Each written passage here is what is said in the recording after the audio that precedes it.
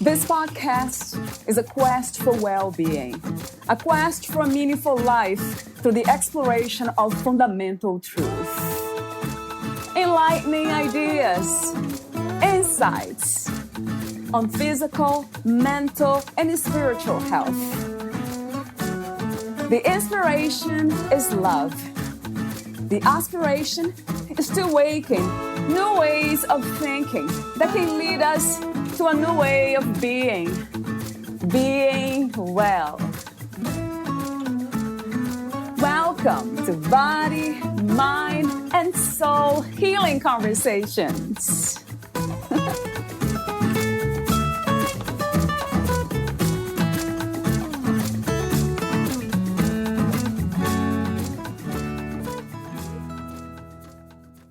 It is said that God is love, and in one sense, this may be so.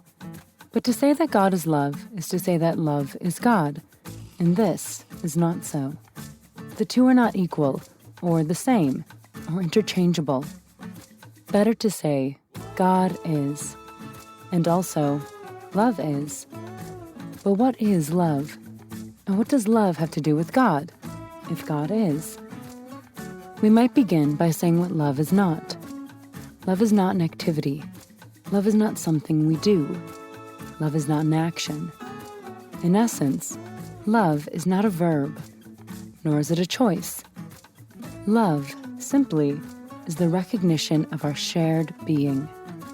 Love is the dissolution of the sense of separation between I and other. The crumbling of the wall that says, I am me, you are you, and the world is made of other stuff. Love is the realization of the source of all that is prior to all, gives rise to all, is in harmony with all. Words become inadequate here, unless they are the words of poets. And so what has love to do with God, then? We might say that if God is, and is the source of all, and all arises from God and is within God, then because of this, love is known. We might also say love is, and therefore, God is. Valeria Teles interviews Michael McVeigh, a psychologist, certified yoga teacher, coach, counselor, and speaker. Michael McVeigh's approach to spirituality, psychotherapy, and the healing relationship was shaped by a variety of professional and personal experiences. As a GM with Fortune 500 big box retail companies, he coached and counseled individuals and teams for improved performance for over 20 years. As an English teacher, living and working overseas, he traveled extensively, broadening his awareness of and appreciation of other cultures and ways of life. His spiritual journey began at a young age and led him to study theology at Bright Divinity School, then around the globe to Eastern thought. He underwent intensive training in self-inquiry meditation and yoga, and took a deep dive into Advaita Vedanta, non-duality. Ultimately, he discovered the profound peace of a still mind. He now works to help others do the same. Michael holds an MS in marriage and family therapy and will complete an MA in psychology in the coming year. He has a BA in psychology and is a certified yoga teacher.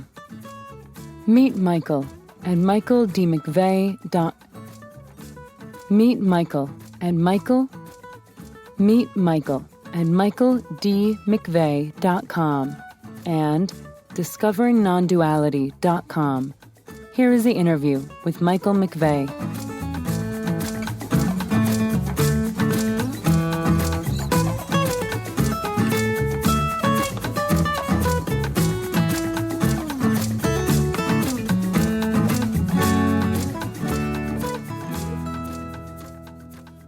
In your own words, who is Michael McVeigh?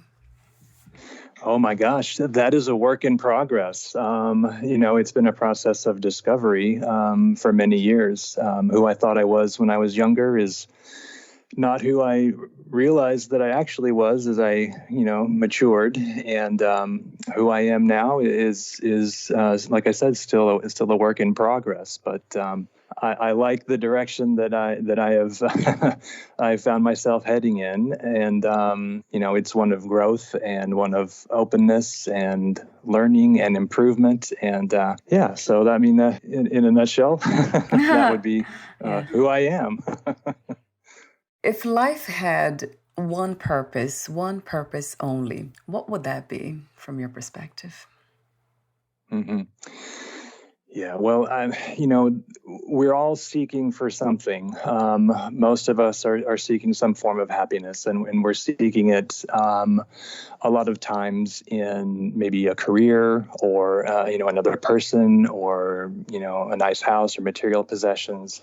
And I think what we find as we try to find those things that cause us or that lead us to happiness is a lot of times that the happiness that it brings is temporary, and that the happiness is not really in those things like the career or, the material possessions or other people even. Those things are what kind of allow us to drop that sense of longing temporarily. And when that sense of longing and that sense of desire for something more and something better falls away, then we find happiness. And I think really what we're all looking for is, who we are and what we are and why we're here. And from my perspective, that is all about, understanding what we are as people, where we come from, spiritually, soulfully, and ultimately discovering, the oneness of everything, the connection that we all have to each other that is very literal and not metaphorical. For me, it was a spiritual journey, a longing. I found that the things that I was searching for didn't fulfill me, whether it was creative work or music or literature. None of those things fulfilled me, and it became a search for spiritual things, for God. And I think that is the purpose that we're all here for. We don't all get to that point where we realize that, but my interest is in helping folks get to that point, because in my opinion and in my experience, that's where real fulfillment and real happiness comes from. It sounds to me, when you talk about the idea of spiritual seeking and God and abstract things, that sounds more like desires of the heart, not seeking anymore. Yeah, I've been thinking about that lately. Is that something that resonates with you? It is. I think it's the same thing. I think it's, when you say desires of the heart, I'm not quite sure what you mean by that. So may I ask you how you would define desires of the heart? What comes to me is let's say, if I can make this very practical, I live in a house now that is far away from the beach, about 15 minutes, not that far, but I would love to be closer. So there's something about the body that seeks to almost like merge back with nature and be almost not just part of it, almost in it. So that to me is not just a material thing, although I know that's much more expensive and not as practical to live by the beach. But there's something about the body and its energies that it seeks that and wants that. The thoughts often arise. I have been thinking about this idea of seeking that for me has stopped, the seeking coming from the mind, as you described, always trying to be fulfilled and get somewhere to a destination of happiness and stay there. That has dissolved. So now it's more like doing what I do now, talking to you about these things. It's warm. It's a very different sensation when I think about having conversations about money or about the ideas of success, fame, and all that, power.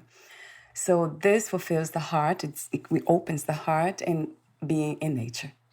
So I'm not sure if I No, I really like what you said about, being connected to nature, because I think that most of us in modern society are very disconnected from nature. I was thinking earlier about how we put socks over our feet, we put shoes over our socks, and then we go out and walk on concrete. True. And how much more disconnected from nature can you be than all those different layers of artificial creation between ourselves and the world that we came from?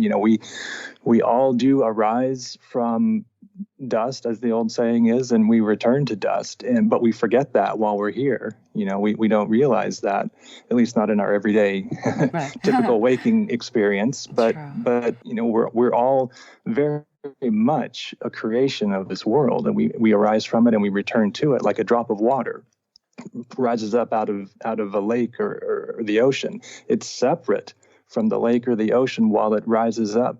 And it's that separation, that feeling of separation that creates that longing to return to nature, for example. And when that drop of water falls back down and joins with, the water from which it rose, then that is where that sense of completion comes from, and where that sense of longing kind of dissolves back into itself and leaves you with that sense of peace that you're describing, that warmth, I think, that you're describing. Speaking of warm desires of the heart and this openness, living with an open heart, which is something that seems to be a belief system for me, but who knows, it might be. But it's a feeling, it's a sense, it's beyond belief systems.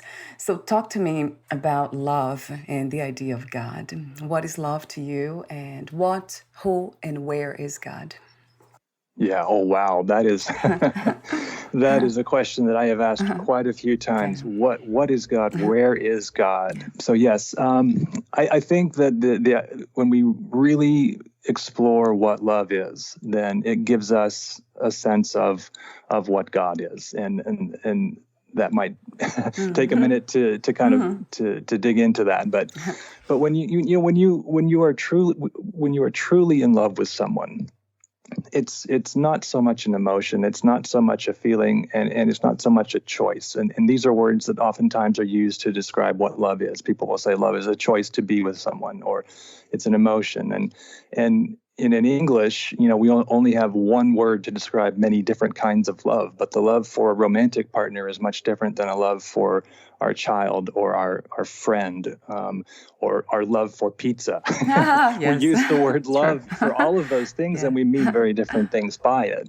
But real love, when you feel it, when you experience it, rather, is a sense of just wanting, when you're, for example, when you're with a romantic partner that you are truly in love with, it's like your body is in the way of merging with their body. You can't hold them close enough. You can't be close enough to them. You want to merge and blend with them, and you look in their eyes, and you feel as though you've always known them, like you've known them from the beginning of time, even though you just met a short time ago. That's what the experience of love is, and that experience is when we really contemplate that and be with that. That is some of the best evidence that we have for the connection that we all share, that we can't see, that's invisible, and that we easily forget about. But that connection is there, and sometimes it takes losing yourself in another person to realize that, or maybe even to remember that thing that you've always known but you've forgotten, that we're all connected, and you feel it one-on-one with that person. But the reality is that we're all that way.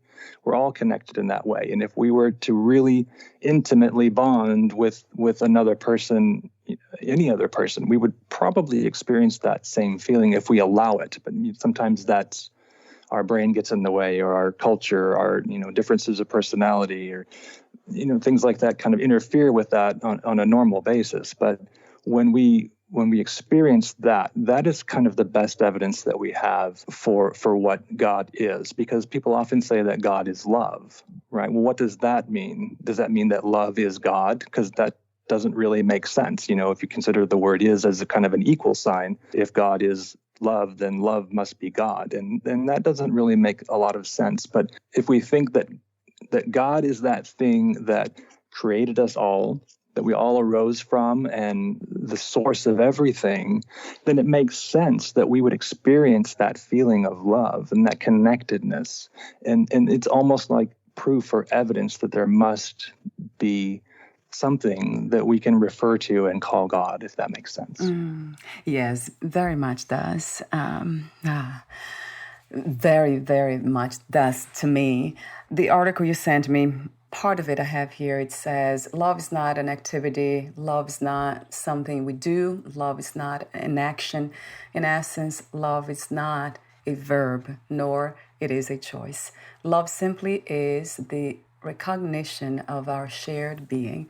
Love is the dissolution of the sense of separation between I and others, when in the other. And that is the concept of non-duality. At this point, what I wonder is how much of our experience in the human body can arise from that place of non-duality. Yeah, well, is that something that we just go back and forth? It's possible. I mean, non-duality, I think I should first say that non-duality, kind of like the word love, can mean different things to different people. And there are a lot of modern teachers of non-duality who espouse a kind of a bleak message, like there is no one here, there's nothing to do, there's no message, or there's no hope in this message. And not that that's not true. I mean, there is some truth to that, but I think that misses something. And I think that when we really have the experience of non-duality, a true experience, we can't look at the world in that way, that conceptual way, because like I said, when you feel that sense, when you experience that sense of connection, then the way that you experience the world and other people and the things in it changes. And it is a paradigm shift, and it's not something that most of us take to quickly or easily, because we're so used to conceptualizing the world as, a place of time and space that pre-existed before us, into which came the world, and then we came into this world almost separate from it, and we're here to kind of explore it and learn about it. But non-duality doesn't see it that way. Non-duality sees the oneness, or rather the not two-ness. If you go back to the original Sanskrit translation of everything, and the best description, or the best way that I've found to kind of to contemplate this is to use the analogy or the metaphor of a dream. For example, when you fall asleep at night and you have a dream, that dream is created out of nothing more than the product of your mind. Your mind generates an entire world full of objects, and it could be streets or books or other people. This world is created, and then you enter into that world as a piece of it. But the reality is that it's all made of the same substance, and it's all coming from a you. Right. And you don't experience that way during the dream. But if in the waking world, if you consider that it's all the same substance and it's all made of the same stuff, and you're just entering into it and viewing it from a first person perspective, then when you wake up and consider that perhaps the same thing is happening in this real world that we call real. I mean, both the dream world and this world are real. But we tend to think of this one as real because it seems more permanent and it seems to have less change to it. But the difference is, from a spiritual perspective, or from if you're considering what God is, if God is the dreamer of this world, or the creator of the substance from which all of this world arises, the only difference between the real world for us and the waking world for us is that, or rather for God, is that when God enters into this world of his own creation, this dream of his own creation, he can be every piece of, or he or she can be every piece of it, right? I enter into my dream world and I can only see it from my own perspective. But in the waking world, when the spiritual reality enters into the waking world that it has created, it can fracture almost like light through a prism and interact with itself from multiple first-person perspectives. So the I that is me and the I that is you is the same I, just entering into the dream and viewing the entire creation from two different perspectives, as opposed to the just one perspective that we can achieve when we are dreaming. It's interesting. The more I get to read, reflect, contemplate, and perhaps even shift perspective on what this is, what we call life is, the more paradoxical it becomes. So it's this paradox every time, because I love the idea of healing, of opening the heart and being exposed to a different kind of dream of world, which is those desires of the heart, the thoughts that come from the heart. I love that idea. But then when I kind of go a bit deeper and my perspective kind of becomes bigger in a sense of a big picture of everything, then there's no healing. There's nothing, as you said before, there's some non-duality teachers say, there's nothing really to seek, nothing to do, really. I mean, there's lots to do, but at the same time, there's nothing to do. So it is a paradox. And I keep kind of arriving at that door. It might not be a door, it might be the center that you speak of in some of your articles that's everywhere. There is a center, but it's not centralized, localized, it's everywhere. What a dance. Yeah. What an amazing dance. Yeah. And I should say, I don't think that I really answered your question about what God is or where God is, because the answer that I was trying to get to was that God, he, she, it, whatever pronoun we want to use, is, from a non-dual perspective, is everything. It is everywhere. It is everything. It's not what we sometimes think of as being out there and separate. Because when it's out there and separate, that's what creates that sense of longing and that disconnection from nature and that inability to kind of live from the heart and heal. But when you realize that, it is both immanent and transcendent and the of one substance, then all of those things kind of fall into place. God is everything. God is everywhere. God is healing. That is, to me, the kind of the way to tie it all up together in a way that is so fulfilling and so beautiful. And kind of getting back to an earlier question of yours, the thing that I think that we are all searching for and the purpose of us being here is simply making that realization and having that experience.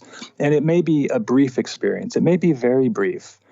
Some people are fortunate, and there's a handful of people throughout history, the Buddha, Jesus, people of that caliber, Ramana Maharshi, who live that reality every minute of every day.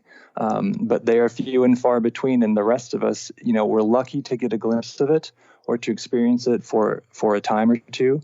But once we've done that, even if it's only been for a few seconds, once we've done that, we can't see the world in the same way. And our whole outlook on life and what this all is changes in a very beautiful way.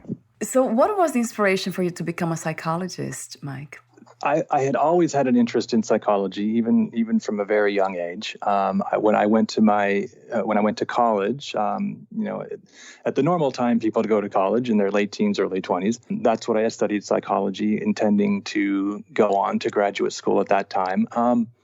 And it didn't work out for me that way. I just got I guess what you call burned out. I used up too much gas too quickly in my studies, and I couldn't I couldn't fathom going any farther. And so I kind of put that on hold and kind of fell into some other things. And honestly, throughout my entire life, as I've been on sort of a spiritual journey, at times I was, full throttle pursuing, that type of thing. And at other times I kind of ignored it and went very materialistic, but I always came back to that spiritual journey. And it was really the spiritual journey and the dissolution of that sense of longing that we've talked about, and that blending feeling that said to me, this is something that I need to share with other people. And it also allowed me to kind of go back to school and study things from a Western perspective, because I'm interested in understanding how Western science and Western psychology intersects with Eastern concepts and Eastern spirituality and the notion of non-duality. We're seeing a lot of that in science right now with respect to yoga. Yoga is something that's been around for thousands of years. And in the East, people know that pranayama works, the breathing practices work. The diet is super important to mental and physical health, stretching the body, all of these things, spiritual practice. And science, Western science, is finally catching up to that and saying things like, yes, the way we breathe really does matter. And we call it diaphragmatic breathing. In yoga, it's called pranayama. Progressive muscle relaxation is something that really helps relieve stress and anxiety. Western science says. And lo and behold, that's something that's been around in yoga for years, yoga nidra, for example. So it's that blending of the two worlds that really interests me without one getting lost in the other, because I think they both have something to offer. But really, like I said, that spiritual journey and kind of everything seeming to fall into place led me to the point where I felt like I needed to make a little bit of a change in my life and maybe get back on that path that I wanted to be on from an early age and do something meaningful, hopefully make a difference. Yeah, and you are. Yeah, very inspiring though to me. Yeah, I love reading what you write and how you write it. It's just beautiful using that word again. I do have another question for you. I mean, I have lots of questions, too many. The work you do, there's a therapy that it's called IFS therapy, internal family systems, right? Mm-hmm. Internal family systems, yes. On your website, you have a phrase that caught my attention. You say, you are not talking to yourself. Your internal family is. That made me smile too. Yeah, right, because that makes sense. So talk to me for a moment about that, the method and what's going on with our inner conversations. Sure, yeah. Well, that's a great thing to talk about after where we just were, because that's a great example of blending of Eastern and Western concepts. Internal family systems is a method of therapy that was founded by Richard Schwartz, and he based his work on a lot of early pioneers that came before him. But basically, it's a synthesis of three paradigms. The first one being the paradigm of multiplicity.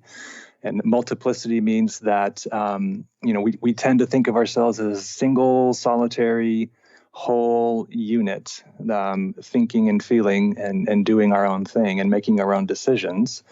Multiplicity says that maybe that's not so true. And psychology backs this up because, modern research suggests that, no matter how deeply we look into the brain, we cannot find a center, a central command station. We cannot find a part of the brain that is the self, the part that's in charge. And multiplicity says that's really because we are not a unitary thing. We are almost a collection of what seems like sub-personalities or parts. Parts is the language that most people use. And most of us have at one time or another said, a part of me feels this way, but another part of me feels that way.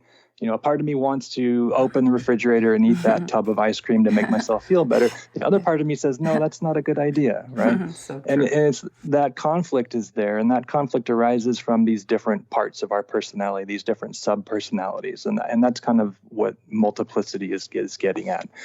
The second paradigm is systems theory, which is a theory that looks at how people like to think that they're individuals in a world and acting independently. And the reality is that we are all part of a system. For example, if I'm in a household with my family, my actions affect my family. My family's actions affect me. None of us are working independently here. We're all part of a system. And then you take that system and you place it in a community. And that community is interacting with the family and the family with the community and so on up the scale. That is kind of, in a real brief nutshell, what systems theory is. And IFS applies systems theory to the mind and says that these little parts, these little sub-personalities, this multiplicity that's going on is acting like a system. So this part of me that wants the ice cream is interacting with the part of me that doesn't want it. And it's creating conflict. It's all part of a greater system. And then the third paradigm is the notion of self, which comes out of the Eastern traditions, the Buddhist traditions, the Hindu traditions. There is a central core to us, which we sometimes refer to as ourself or the self with a capital S.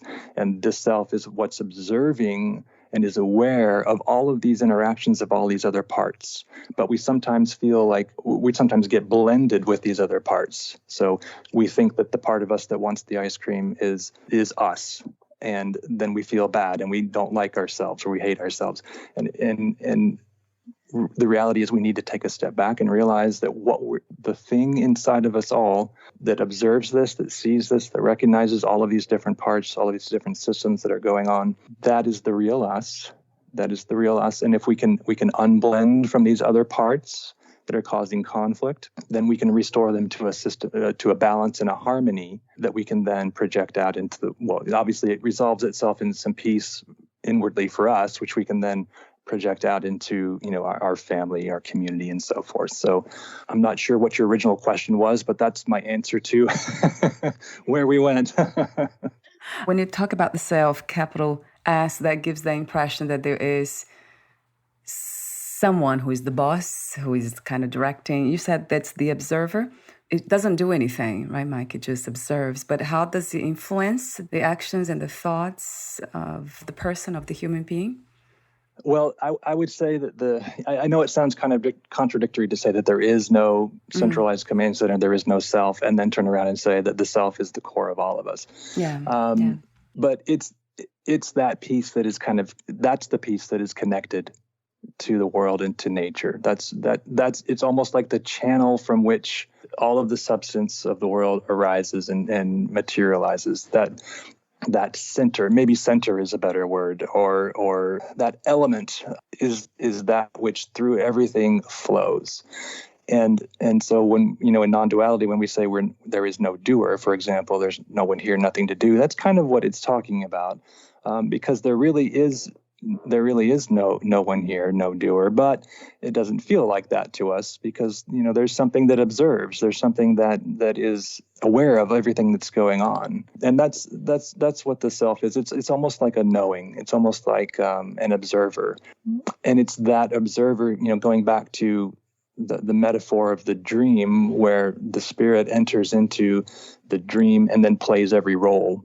And that's kind of what where the language of traditional non-dual teachers blends with what we're talking about, if that makes sense. It does, yeah, absolutely. I mean, it is a paradox, but in that sense, it makes sense. Absolutely. Yeah, it's a paradox as we flip from looking at it from one perspective to the other. It's a paradox, and it's allowing the paradox to be what it is. That is kind of like the observer of the whole picture, kind of being at peace with what's happening. Yeah. So it's already at peace. I mean, it's there. It's not really connected with anything that we are doing or saying or thinking. It seems to me like it cannot really influence directly, but when the parts that you speak of, or one part, realize that there is something here that observes, then it's almost like the observer has been seen and that everything changed, and then it kind of illuminates the conditioned parts of us, the mind and the body. That's what it feels like. Yeah. Not sure. And it's also the healing part. It's also the healing part, That's, and I shouldn't say the word part because it's not a part. It's the core, it's the center, it's the self. But healing comes from, it is naturally healing. That's part of the theory of the psychotherapy. It's a naturally healing element of our being.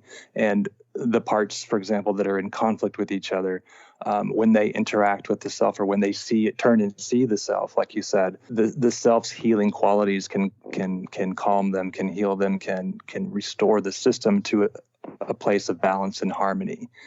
But it's when that self gets blended or mixed up or lost or identifies itself with a part of us, as opposed to serving its rightful role as kind of like the center of the system around which the parts orbit, that things get a little confused. Yes, another billion times, trillion to that elimination from the self, what we call self with capital S. I love the blog post, as I mentioned off record, that you have written. The title itself just caught my attention. It says, "Peace common with a side of anger." So is that something that in a way summarizes as well this idea of the self touching, being seen by parts or a part of us, and then life seems to be much more peaceful and clear, but then there's still like a dark side to it that never goes away? Well, I mean, kind of. I don't know. What I heard you just say sounds a little bit dark, like you said. Yeah. I, from my personal experience, I've struggled with anger issues on and off throughout my life, and I feel like I've come a long way in understanding that process, and I don't want to say managing, because it doesn't go far enough for me. I want to resolve that, so it's no longer something that needs to be managed.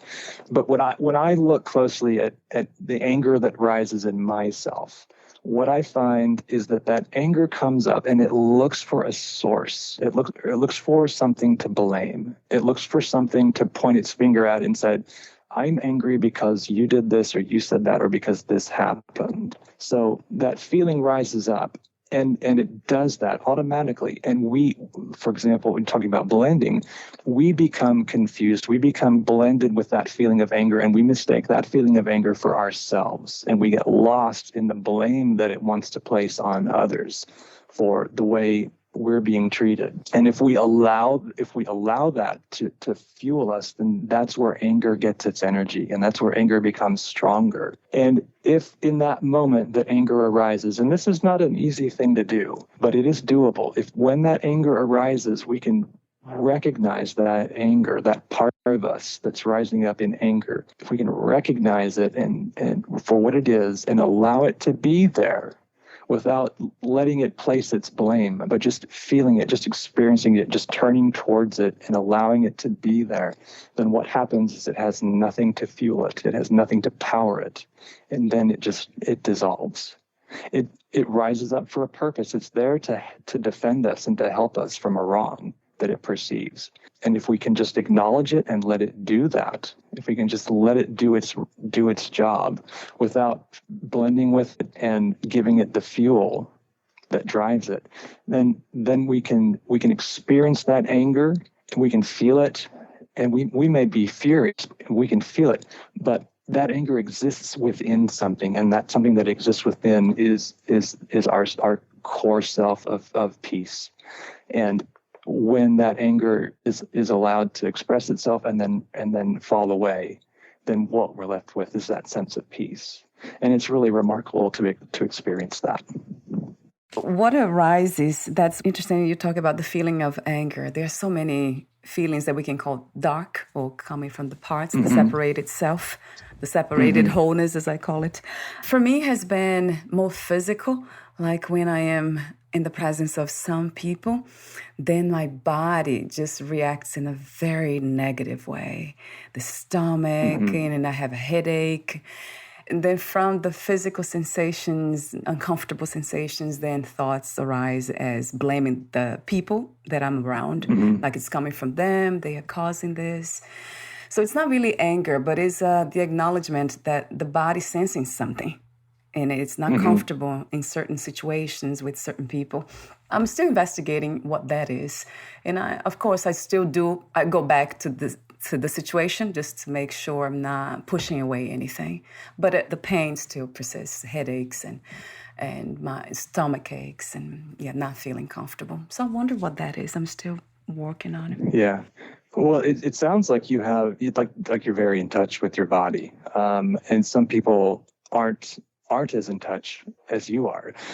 Many people spend most of their day and even most of their life with most of their conscious energy trapped in their head, because their mind is the primary thing that is consuming, most of the gas in the vehicle. And they're spending time in their mind, they're thinking, they're intellectualizing, and they're not in touch with their body. And you, as someone who does what you do, are very much more in touch with your body, and your sort of conscious energy is spread throughout your being, as opposed to being gathered in your mind and your intellect.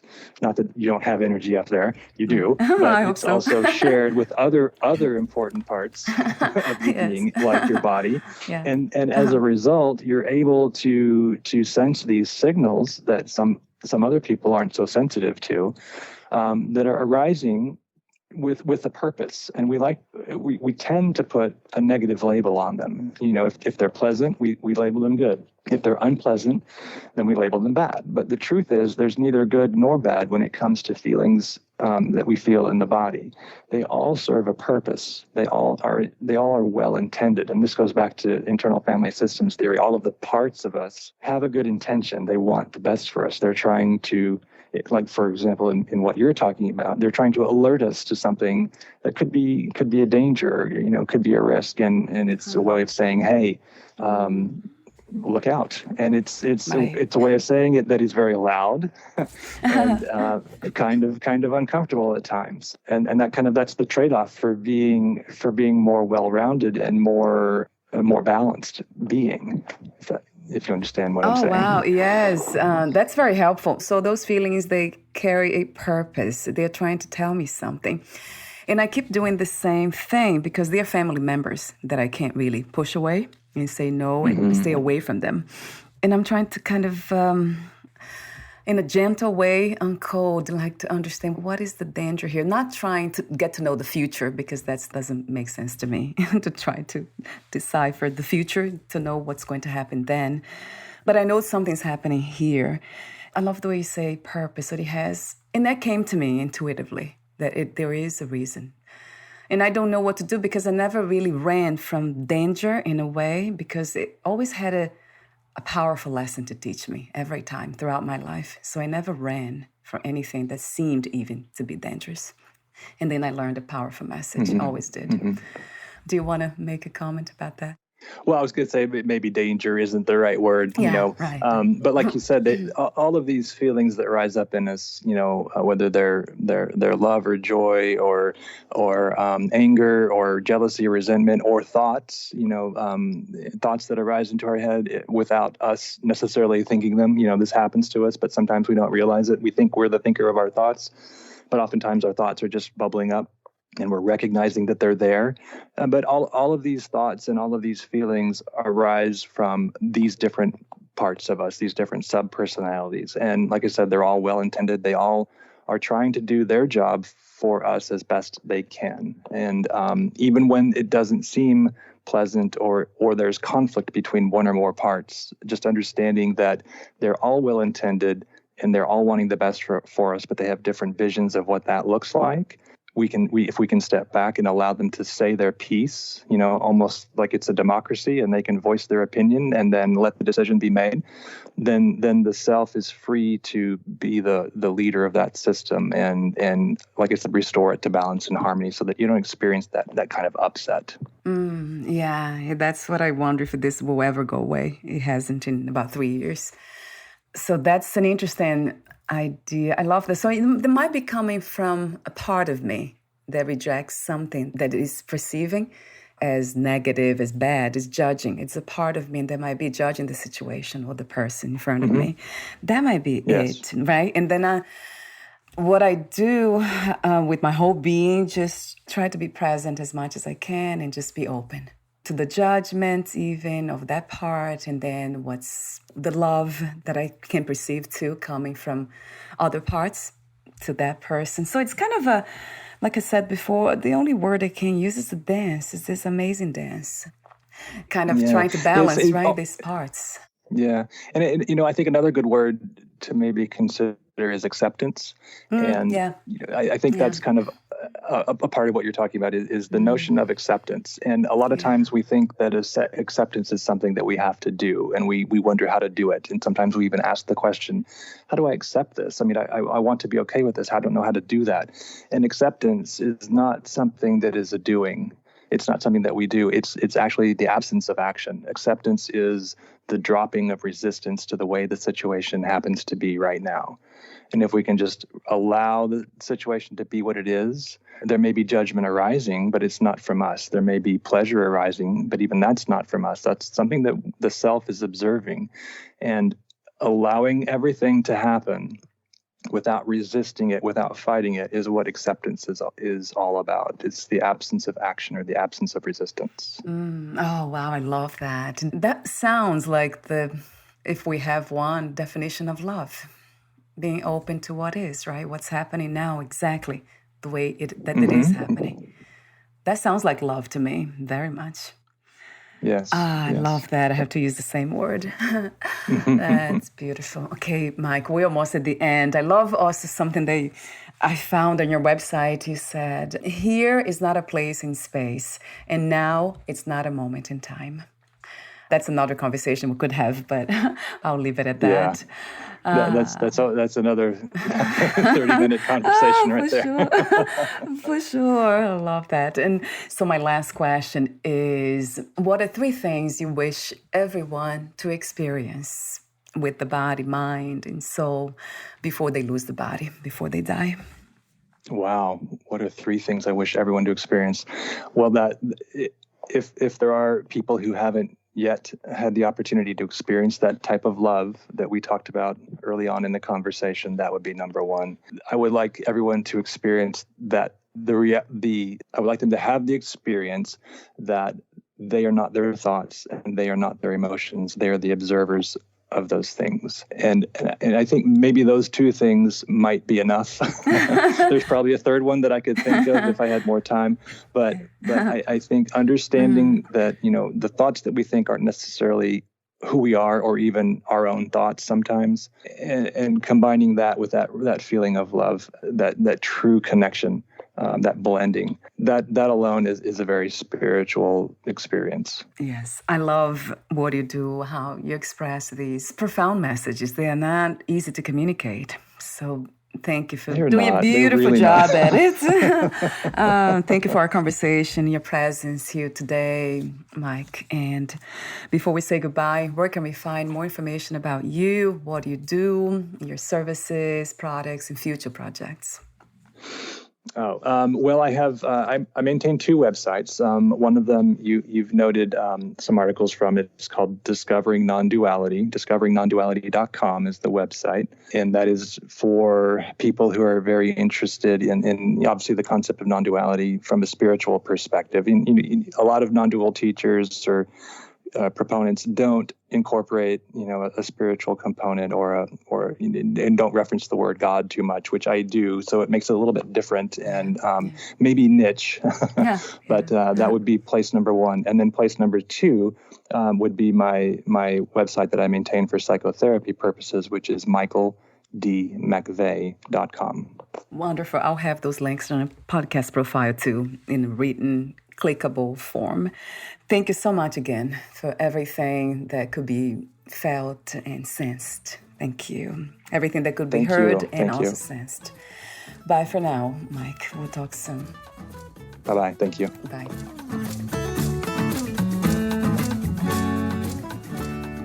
Thank you for listening. To learn more about Michael McVeigh and his work, please visit michaeldmcveigh.com and discoveringnonduality.com.